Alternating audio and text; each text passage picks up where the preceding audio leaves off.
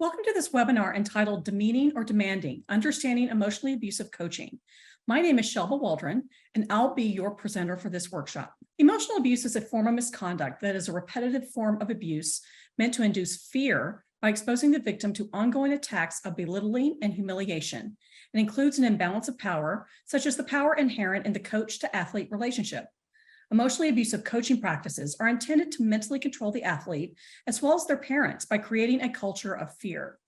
Emotionally abusive coaching practices are usually rigid forms of coaching that impacts and breaks down the athlete's self-esteem and sense of trust by using tactics meant to scare the athlete into submission. Emotional misconduct has its roots in other types of abuses that includes domestic violence, child-to-child bullying, intimate partner violence, workplace bullying, and child abuse. Each one of these forms of abuse are centralized around the same criteria, which are intimidation, isolation, gaslighting, coercion, threats, and victim blaming. The power and control spiral that you can see on this slide serves as a diagram of tactics that an abusive coach uses to maintain control over the athlete. This type of control inhibits an athlete and their parents from speaking up on matters that concern them. These tactics undermine and discredit the athlete so much so that they are silenced into compliance.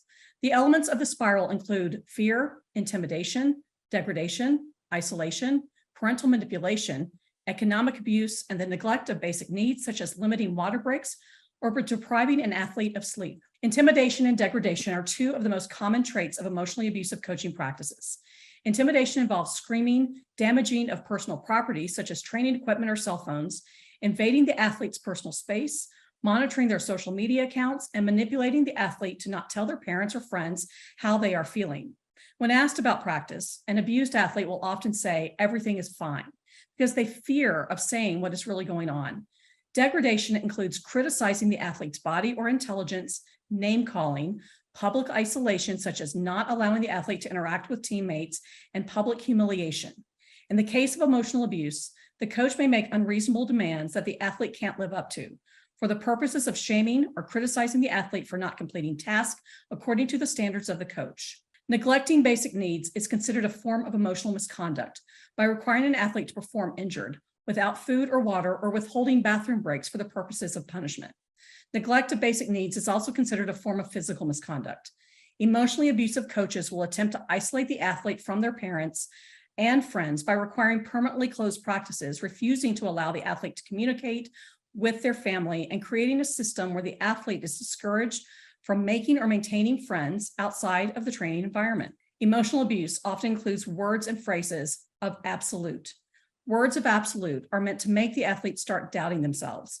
You will never be as good as her. Everybody thinks you're too weak to be on this team. They are examples of phrases used to make the athlete to doubt themselves. These type of phrases are meant to control the mindset of the athlete by lowering their self-esteem and sense of trust of those around them. When these statements are used long enough, the athlete will start to isolate because they can no longer know who to trust or who to turn to. They can even start doubting the trust they have in their own family and friends. Athletes who endure emotionally abusive coaches will often fear of speaking up. Retaliation, excessive conditioning, removal from the team, further abuse, or bullying by teammates are just a few reasons why they won't tell anyone or report the coach to their national governing body, club, or university. The fear of reporting can take a toll on the mental health of an athlete, resulting in depression and anxiety, and resulting in many incidences of emotional abuse going unreported. Athletes who have experienced emotionally abusive coaches will hide the abuse from friends and family because they fear they are letting those people down. When they do talk about it, they will often blame themselves, stating that it was their fault, that they disappointed the coach and deserved it. These athletes don't often recognize the emotional abuse because it's often all they have ever known. Their love-hate relationship with their coach can cause them to question the tactics, and even after a report is made by another person, they will lie to preserve the relationship out of fear. People who have been emotionally abused as children by parents, coaches, or teachers will often seek intimate partners who do the same, thus continuing the cycle into their own lives. So how does a coach develop athletes without crossing the line between practices that are considered abusive, but also demanding excellence and discipline in their athletes? The key is to understanding the difference between demanding and demeaning practices.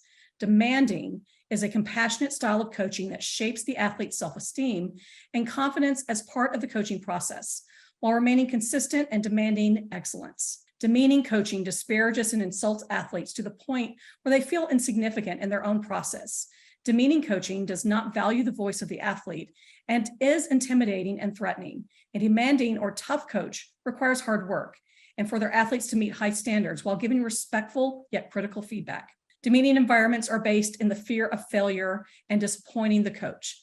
Athletes in these environments report a feeling of walking on eggshells, fear of speaking up in matters that impact them, and show signs of mental health concerns such as depression or anxiety. By looking at this chart, you can see the behaviors and actions often found in demeaning coaching environments. Demanding environments are process-oriented, where feedback and critique focuses on the performance and never the character of the person. In demanding environments, discipline and conditioning is expected to be used as a tool for training and not one of punishment. Demand is met with care and respect for the athlete's health and mental health. In atmospheres where athletes describe their coach as demanding but caring, they state that the coach inspires them to be better, cares about their well-being, and they feel safe to speak up about matters that involve them. These environments are built on respect and emotional safety. As one of the most significant people in their lives, a coach's voice becomes the internal voice of the athlete, whether positive or negative. If the athlete hears a nightly barrage of negative phrases that degrade and insult, it will ultimately lower their already fragile self-esteem. Hurtful words by coaches will ultimately transfer to their inner voice. When the athlete loses confidence in their sense of self, the propensity for seeking friends and partners that treat them similarly will increase. Take time to construct your feedback in a manner that is constructive, useful, and reassuring, as this will ultimately be how the athlete grows to view themselves. Thank you very much for viewing this presentation. For any questions, please feel free to reach out at swaldron@usagym.org.